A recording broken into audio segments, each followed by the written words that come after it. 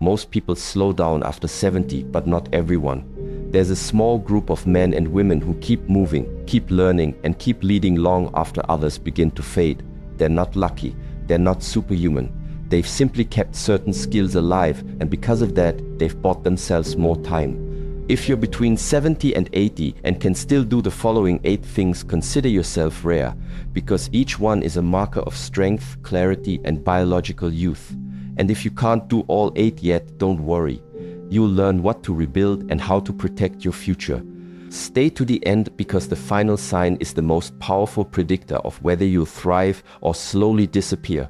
You can get up from the floor without help. Forget fancy diagnostics. Forget blood panels, wearable trackers, or expensive tests. There is one physical test that quietly predicts your independence, your balance, your coordination, and even your chances of longevity. It's simple. You don't need equipment. You don't need a doctor. All you need is a clear patch of floor. Now try this. Sit down on the ground. Then stand back up without using your hands, your knees, a chair, or another person. Can you do it? It may sound basic, but this one ability reveals more about your functional health than almost any test available. Because what it really measures is integration, not just strength in isolation, but how well your body parts work together. Your core stability, your hip mobility, your balance, your proprioception, the body's awareness of space, and your nervous system clarity. If any of those are off, this test exposes it instantly. And here's what's fascinating. Studies have shown that seniors who can get up and down from the floor without support have a markedly lower risk of mortality. In fact, one study in the European Journal of Preventive Cardiology found that people over 50 who could do this had up to 5x greater life expectancy than those who couldn't. Why? Because the ability to control your own body against gravity from the floor up is not just about muscle, it's about resilience. When you can rise from the floor on your own, it tells your brain, this body is still capable, still stable, still safe. That message triggers everything from hormonal regulation to emotional confidence. Your nervous system stays calm. Your gait stays strong. Your fall risk drops dramatically. Because it's not the fall that causes tragedy in old age. It's not being able to get back up. Think about it. If you trip in the kitchen, slip in the shower, or lose your balance outside, what determines the outcome isn't just the fall. It's whether or not you have the motor control and muscular coordination to get up again. And that doesn't come from walking alone. It comes from floor work, from sitting, shifting, pivoting, and pressing your body off the ground. Movements that most adults avoid after 60 and then tragically lose altogether. But here's the hope. This ability can be rebuilt. You're not too old. You're not too stiff. You're not too far gone. With the right movements, the right consistency, and the right mindset, you can train your body to respond again, to trust itself again, to get up again, literally and metaphorically. So where do you begin? Start small. Sit on the floor once a day. Use a pillow or yoga mat at first. Practice crossing your legs. Practice shifting your weight. Use support if you need to, but work toward reducing it. Activate your core. Stretch your hips. Engage your glutes. Your body is a system, and the floor is its classroom. The more you interact with it, the more your brain maps strength, balance, and coordination back into your nervous system. And this isn't just about physical power, it's about freedom.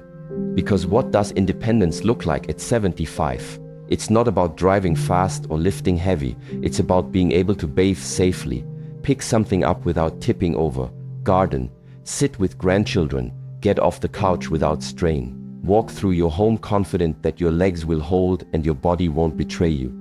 When you can rise from the floor unassisted, it tells the world, and more importantly, yourself, that you're still in control. You still own your body. And that confidence, it changes everything. You become more active. You move more often. You socialize more freely. You avoid the spiral that so many seniors fall into. Fear of falling, less movement, more weakness, even greater fall risk. You stay in motion, and motion is what keeps you alive. So test yourself honestly. If you struggle to rise without your hands, that's okay, don't panic. But don't ignore it either. That struggle is a message, a call to action. Your body is asking for support, strength, and attention. Don't delay. Don't wait until you have time. Start today. Start with 2 minutes of floor time. Add gentle squats to your routine. Stretch your hips daily. Strengthen your core 3 times a week. None of this is extreme, but all of it is essential. Because in the end, this one ability, getting up from the ground, is not just a movement. It's a metaphor for how you face aging, for how you respond to challenges, for how you live the rest of your life. With strength, with grace, and with the quiet confidence of someone who doesn't just endure old age, but rises in it. You can carry your own groceries. It might seem small, something you do without thinking. A bag in each hand, a few steps from the car to the kitchen. But if you can still carry your own groceries, your body is quietly telling you something powerful. You are aging well. Because this isn't just about lifting bags, it's about independence, strength, and the resilience of your nervous system. And more than that, it's about what your hands reveal about your heart, your brain, and your future. Grip strength may seem like a fitness metric, but research says otherwise. According to studies published in The Lancet, the Journal of Gerontology, and multiple aging institutes around the world, grip strength is one of the most accurate predictors of early death. In fact, it can reveal more about your health trajectory than blood pressure, cholesterol, or even body weight. Why? Because grip strength reflects your overall vitality. When your hands are strong, your nervous system is firing, your muscles are responsive, your bones are sturdy, and your cardiovascular system is engaged. But when your grip weakens, not from injury, but from neglect, something else happens. Your body begins to shut down quietly. Muscles shrink, blood flow diminishes, balance becomes unsteady, and your confidence starts to fade. You avoid opening jars. You hesitate to pick up objects. You stop lifting bags from the trunk. Little by little, your world shrinks, not because of age, but because of disuse. Now here's the part no one tells you. You can stop that slide.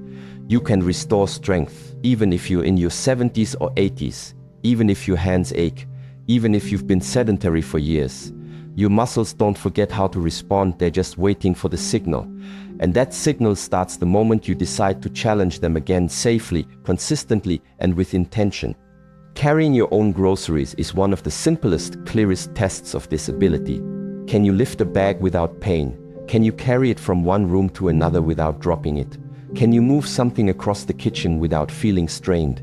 If the answer is yes, that's not just a functional win. That's a sign of cellular health. It means your joints are still coordinated, your bones are bearing load, and your grip hasn't faded with time. But if the answer is no, if you're struggling to carry, if bags feel heavier than they used to, if your fingers lose strength or your wrist trembles, don't ignore it. That's not just weakness. It's a warning, a signal that your body is asking for help. Not pills, not surgery, but movement, resistance, nutrients. Here's what happens when you train your grip. Your brain sharpens. Cognitive studies have shown that grip strength correlates with brain function.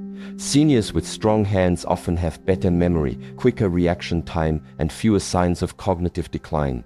Because grip strength is not just about hands, it reflects how well your brain communicates with your body, how fast your nerves fire, how stable your spinal cord remains.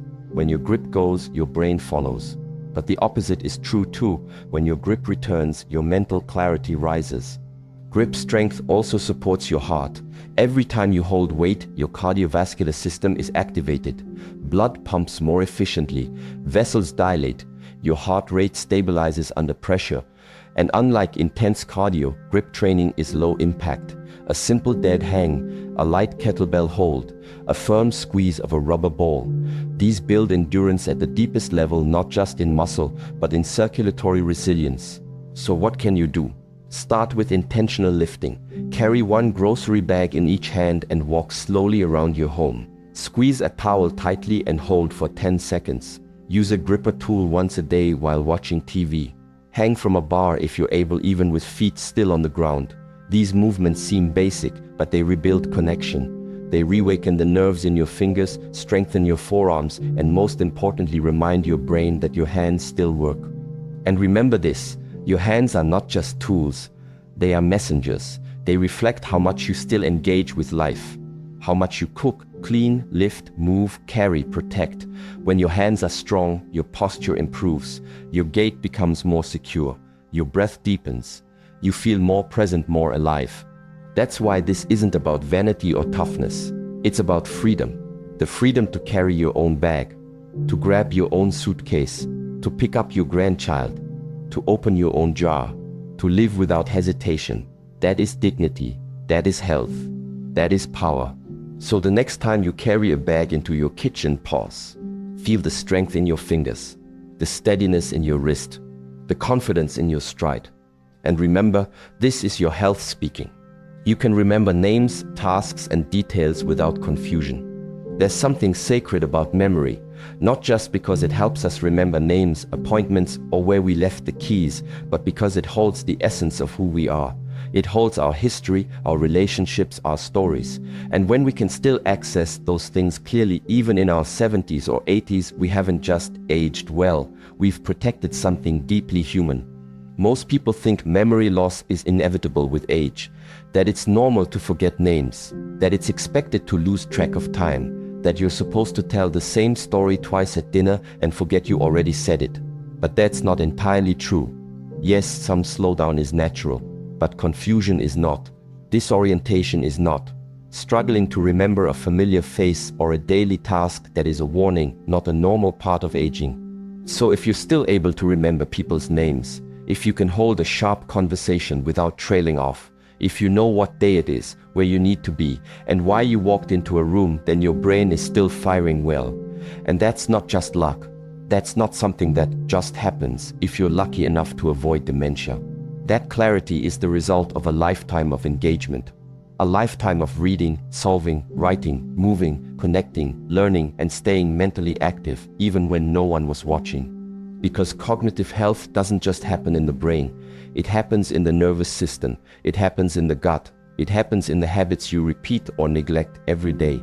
The brain is not a storage box that simply deteriorates. It's an active, living organ. And like any organ, it thrives under certain conditions and atrophies in others.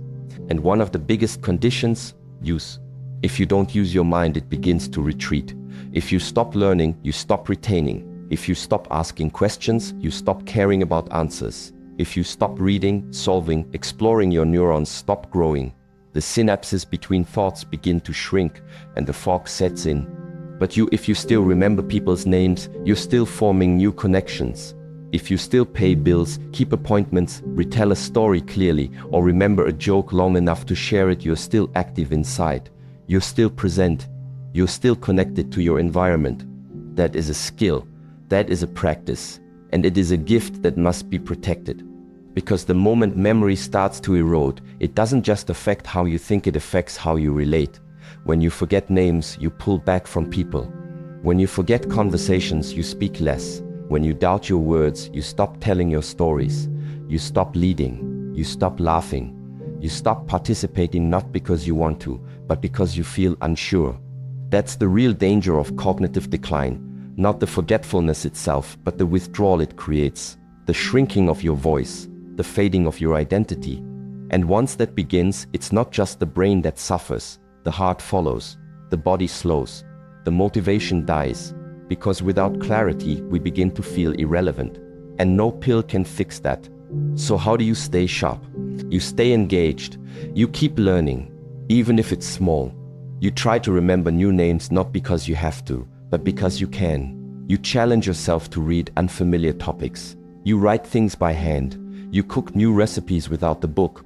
You tell your grandchildren the same story, but this time with more detail. You use your memory like a muscle. Because it is one. You eat for your brain. You stay hydrated. You get enough omega-3s, enough vitamin D, enough sleep. You move your body not just for your heart, but because movement increases blood flow to the brain. Walking, resistance training, even stretching, anything that circulates oxygen through your system helps feed your focus. That's not fitness, that's neurological maintenance. And perhaps most importantly, you connect. Because conversation is mental exercise. Every time you tell a story, your brain retrieves a file. Every time you respond to someone, you organize thoughts. You listen. You react. You remember. Connection keeps the mind awake. Isolation, on the other hand, dims it slowly and cruelly. So if you're still mentally sharp, don't downplay it. Honor it. Because clarity is not just a sign of intelligence. It's a sign of balance. It's a signal that your body, mind, and spirit are still in dialogue. still showing up, still living, not just surviving. And if you feel your mind slipping, don't panic, but don't ignore it either. Fight for it, re-engage, get curious again, feed your mind the way you'd feed a muscle after an injury. It's never too late to wake up the brain, because no matter your age, it's still listening, still growing, still capable of surprising you. You are not forgetful because you are old. You are forgetful because something in you stopped being used. And that can change starting today. You can walk at a moderate pace for 15 minutes without pain. It doesn't sound like much, a 15-minute walk. No incline, no weights, no marathon medal at the finish line. Just a steady pace, one foot in front of the other. But if you can do that, if you can walk briskly without needing to stop, without wincing in pain, without your breath catching or your knees seizing, that is not a small win. That is a sign that your body is still working in harmony. And in this stage of life, that harmony is more valuable than gold. Because walking isn't just exercise, it's a full body system check. Every step is a test of coordination, endurance, joint integrity, circulation, lung capacity, and mental presence. If something's off, walking will reveal it. A stiff hip, a weakened ankle, a foggy mind, a heart that's lost its rhythm, a gait that's become hesitant instead of strong. But if you're still able to move smoothly, you're not just physically mobile, you're neurologically intact. And that matters more than most people realize. Endurance is not just about how far you can go, it's about how many systems in your body are still willing to cooperate. Your brain has to plan the route. Your heart has to keep pace. Your lungs have to pull in and exchange air. Your blood vessels need to expand and contract. Your muscles fire in sequence. Your joints absorb impact. Your balance keeps everything centered. This isn't just exercise, it's a symphony. And when you can walk briskly for 15 minutes, you're still conducting that symphony with precision. But when walking becomes painful, when your hips burn, your knees swell, your back tightens, or your breath shortens, that's not just aging. That's your body waving a flag, telling you something's off.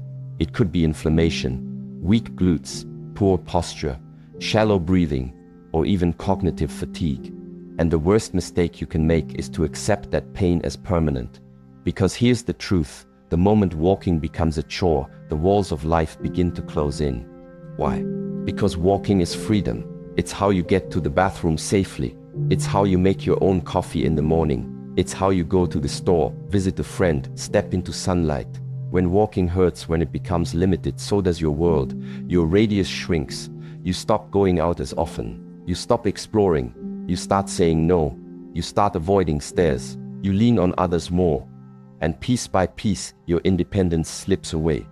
But here's the power in walking. It's both a diagnostic tool and a treatment. If it hurts, it tells you where to work. If you avoid it, your body deteriorates faster. But if you embrace it with patience, structure, and intention, it becomes a form of medicine. And unlike pills, it has no side effects. A consistent walking practice restores balance, circulation, memory, mobility, even digestion. Yes, your gut improves when you walk. So does your mood. So does your sleep. So does your confidence. The body was built to walk, not just for transportation, but for preservation. Your hips are shaped to stride. Your knees are designed to bend and propel. Your spine is aligned for motion.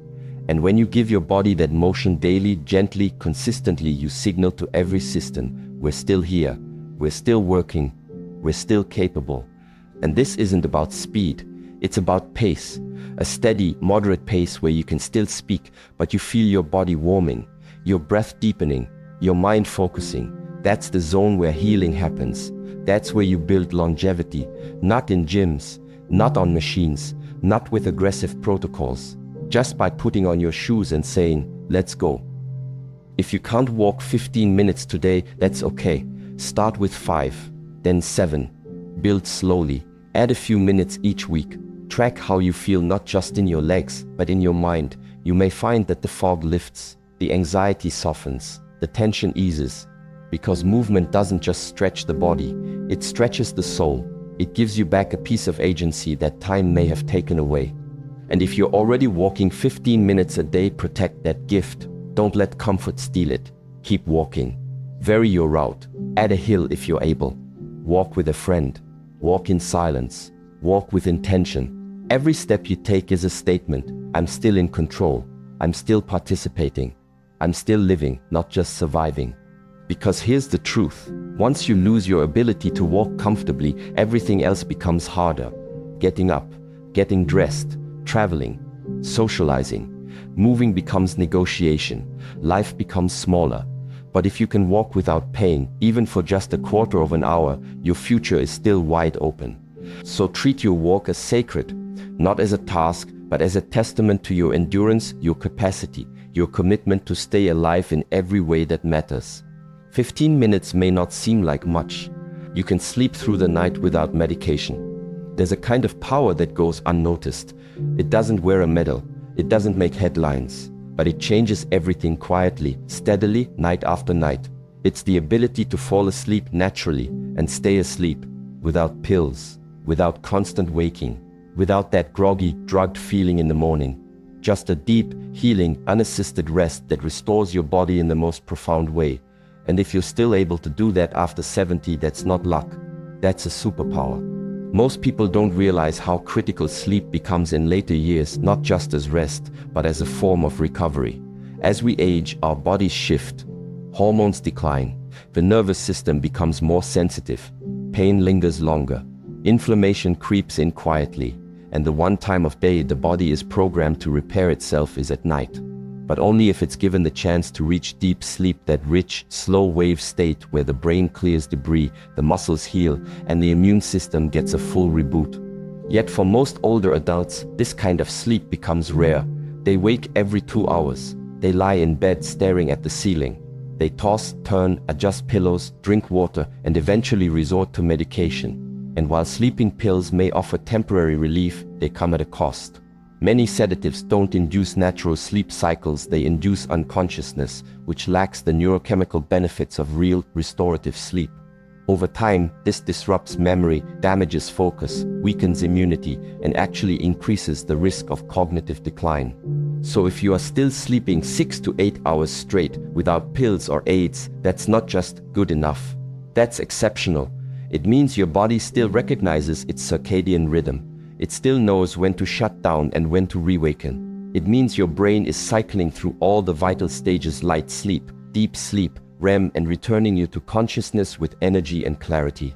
This kind of sleep is protective. It clears toxins from the brain, including beta amyloid, the compound linked to Alzheimer's.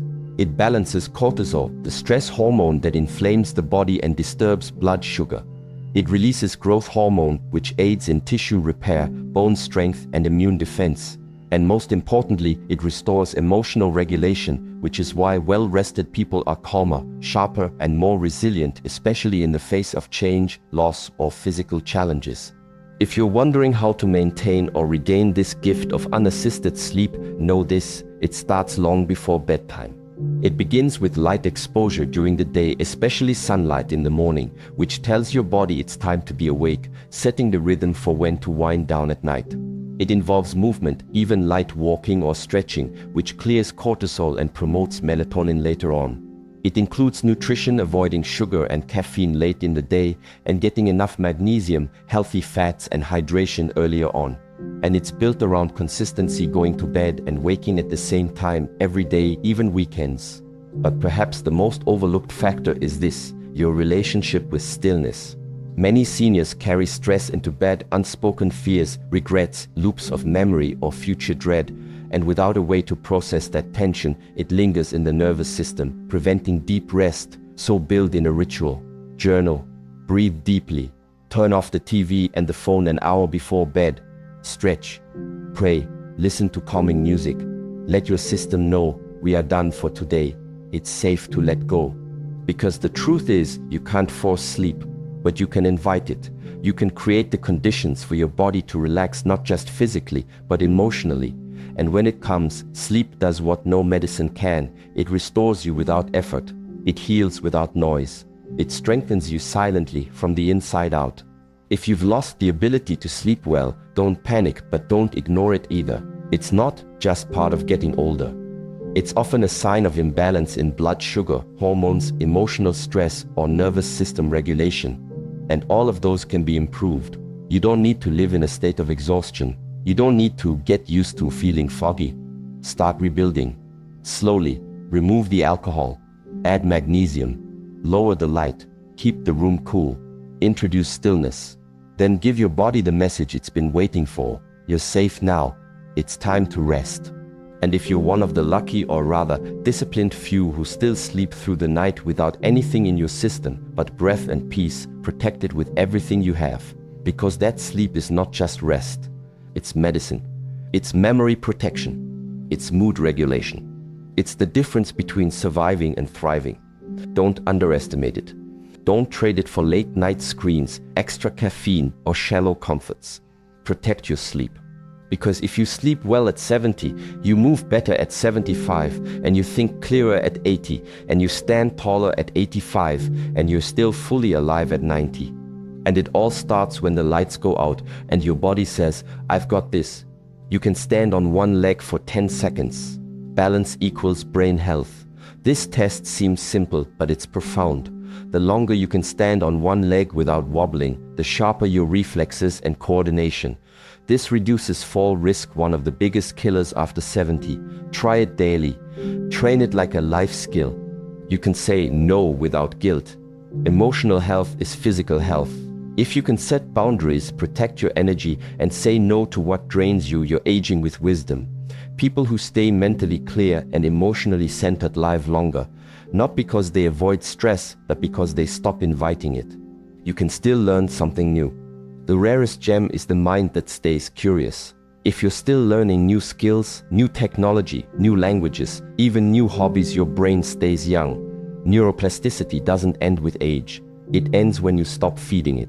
If you're 70, 80 and still learning, your brain is still building, and the body follows the brain.